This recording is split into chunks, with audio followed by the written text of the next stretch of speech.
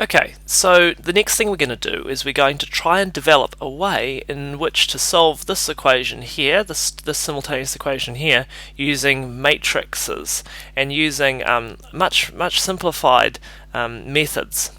So let's put this into the M form, the matrix form I call it here, and so we can put it into a matrix of the coefficients of the variables, which is 2, 3, 1, 2. And we have the column vector yx, and we have the result as 5 and 9, which is another column vector.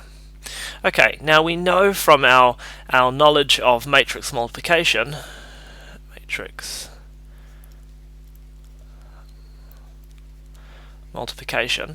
that the way in which to multiply this matrix by the vector is to take this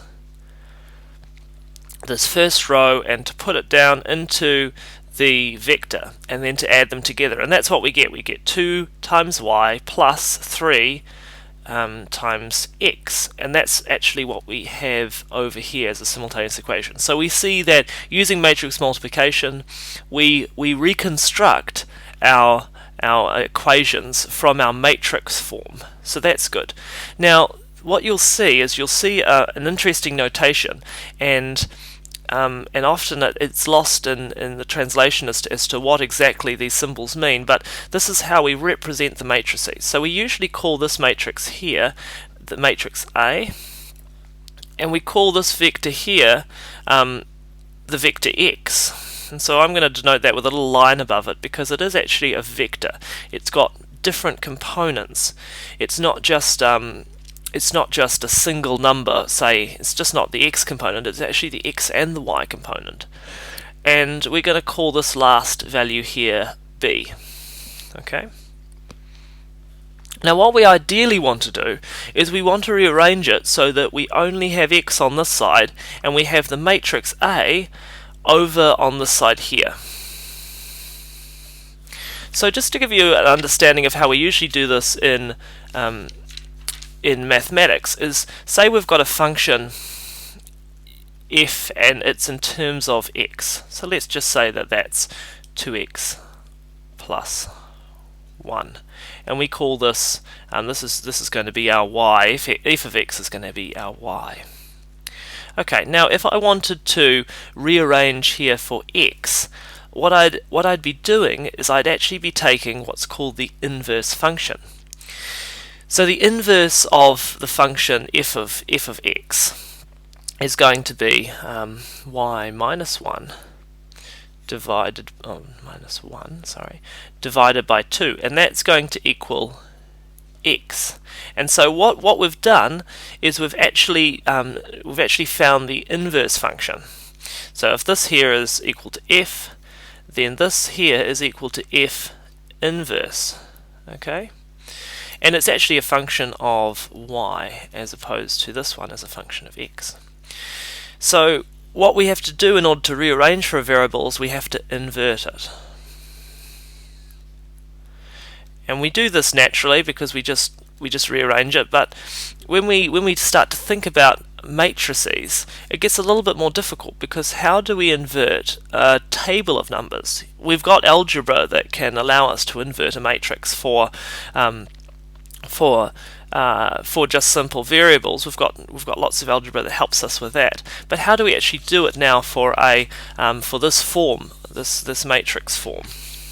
So we have to know a few things about matrices, and the first thing we've got to learn about is what's called the identity matrix. Now the identity matrix is basically like the 1. So like if you've got the number 1, you can multiply it by anything, say x, and you'll get x out. And so the identity matrix is basically a matrix of 1s along the diagonal. So let's say this is a 2 by 2 identity matrix. And if we times an identity matrix by the vector, let's just say we times it by the vector x here. If we look at that, it's going to be 1, 0, 0, 1. And our x vector is going to be yx. So we go along the column here, it's going to be y, because it's just 1 times y and 0 times x, so we're going to have y up top. And if we go along the second row vector of the matrix, it's going to be 0 times y and it's going to be 1 times x, and so we're going to get x.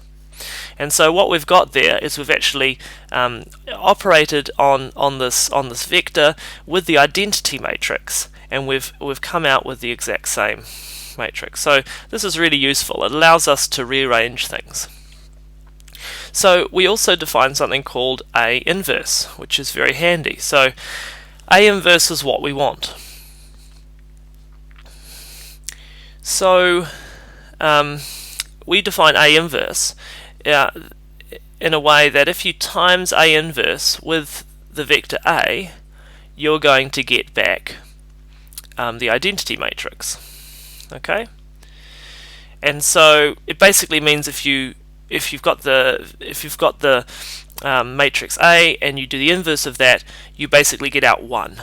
So it undoes itself. I guess that's one way of viewing it. And so the opposite is true. If we have A and then times it by A inverse, that's also going to be equal to the identity. And so these two things are ways in which we can now rearrange the equation AX equals B. Okay, so let us times both sides of this equation by A inverse. And the important thing about matrices is that it does matter which side you multiply the matrices by, because if you do the matrix multiplication one way and then flip the matrices, and multiply them again, you'll actually get a different matrix out. So the order is very important, and that's something we don't usually have to worry about in normal algebra. So let's operate on this. If we times both sides by A inverse, we're going to have A inverse A x is equal to A inverse B. And we know that A inverse times A over here is just equal to the identity. So we've got the identity of x is equal to A inverse B. And we know that the inverse, the identity times a vector over here is just going to be that vector back, so we have rearranged for x, which is very handy. Alright, so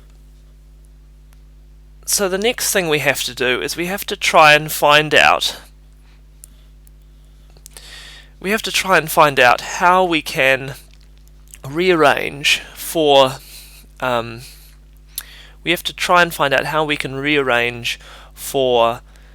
the how do we get the inverse? So how do we calculate this inverse here?